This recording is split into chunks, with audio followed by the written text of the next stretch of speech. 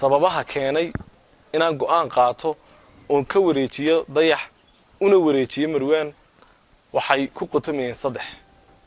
saddexdaas oo kala ah waa midda koobaad inuu dayax noqday qof hal abuurkiisii khiyaamaya oo anigana si ila shaqeynaya cid kalena si ula shaqeynaya oo heestii jamiila ahayd ka dhigaya farxiya isagoona aniga ifafaala iyo dareen iga siineen arinka waxaan ka leeyahay qofka ma aragtay hadduu ku khiyaamayo oo dadna aaminto taas waa daacadnimadaada laakiin markaad ogaatay inuu ku khiyaamayo haddaad wada shaqeyntii sii wadato barteedii ka sii wadato taas waa doqonnimadaada qodobka inta baan ku dhaafayaa ninkaas oo khiyaamay waa qodobka labaad wuxuu ahaa inaanay dhawduba u dhacsanayn dayax erayada aanu fahmayn waxa aan anigu curinayana heestii horeeyeen siiyay ahayd tii labaadna siiyay walaac bay ahayd walaac wuxuu qaaday isaga oo ma aragtay qoslaya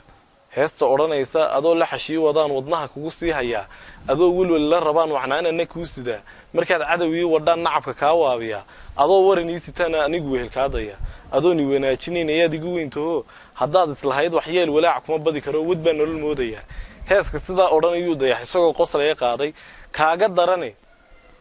ilaa imika wuxuu ka qaadaa aroosyada oo waa hees damaashaad iyo aroos buu ka dhigay heesta qiirada iyo dareen kale taasna waxay cadeynaysaa inaanu dareensanayn una fahmi karin erayadan macnahooga taa markaan arkayna waxaan go'aansaday inuu heestan meel aanu qalmeyn la mari doono sida daraadeed aan ka wareejiyo waa qodobka saddexaadna wuxuu yahay dayax talaabo walba uu la socodsiin jiray heesahaygii hore aan siiyay waa maryan iyo walaacba ku jira miidiyaha oo siiyay walowna maryan xuquuqdeedii una dhowrin oo una ku soo xusin channelkiisa iyadoo ku soo baxday haddana labada heesay hore waan kala warqabay codka markii laga qabtay waan ogaa waan ka falcelin jiray sidan baan oran jiray laakiin tan lama aban ogeynba wuxuu ka soo daba heesay uu iska abaabushay uu iska soo qaaday markii marwaan soo heesay sida daraadeed bulshooyinka Soomaaliyeed waxaan u sheegayaa heeska originalkiisa anigoo hal abuurkiisa sameeyay waxaan u aqoonsanahay marwaan yare walaalkay dayaxna waan ku ixtiraamayaa inuu soo qaaday Allah sharfaan aan leeyahay laakiin originalka heeskaasi waa marwaan yare ugu dambeyntii labadaba waxaan kula talinayaa u soo jeedinayaa inay khilaafka inta ku dhameeyaan dad walaalo oo wada dhashay baynu nahay dad dhiig iyo dhalasha midaysay baynu nahay dad diin iyo af iyo dhaqan mideeyay baynu nahay sida daraadeed isqa qabsigeena iyo murankeenu dan uma aha bulshada ina fiirsanaysa waxaan idinku boorinayaa wax gudaha lagu xalin karo dibadda u soo saarina waxa kaloon idinku boorinayaa oo waliba si gaar ah dayax ula sii hadlaya ma aha in magacaaga oo weynaaday tayada suugaantaada waxaasi kibirku geliyaan oo gaadha heer aad xusi weydo qofka kale uu soo qaaday leedo tiraado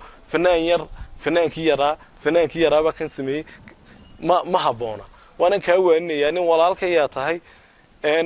in la iska madaragtay booriyo waxyaabaha khaldana waa wax meesha yaala haddaan qaldamo sidii qaban lahayd baan aanu haddaad qaldanto ku qabanaya nin saaxiibka ayaan ahay